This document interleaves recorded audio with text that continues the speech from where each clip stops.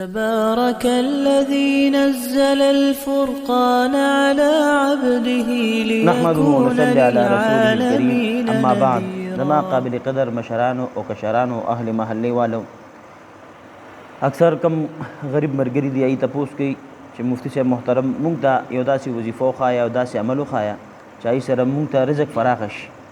په حدیث مبارکو کې راځي چې پیغمبر پاک صلی الله علیه وسلم ته صحابي راغی چې د الله رسوله زما فقر فاقه زیاته ده، زمون خوږ پیغمبر حضرت محمد مصطفی صلی الله علیه وسلم ورته اوږدې وظیفې ونه ښودلې، ورته صرف دومره وویل چې کله دې اودس ماتېږي بس چاردام کې اوسه، هر هغه ټایم اودس تازه کوه چاردام کوه، یعنی یو ټایم داسې مه ګرځه چې ته به بغیر اودسه انشاءالله الله به دې مالداره کړي دې سره. نو موږ او تاسو ته هم دا پکار دی چې موږ او تاسو اودس ماتېږي چاردام کوو انشاءالله. رب نو امید ساتم کم سړی 24 घंटे په چاردام کې وي الله تعالی به دې فقر فاقه ختمه کړي او مالدار بشي.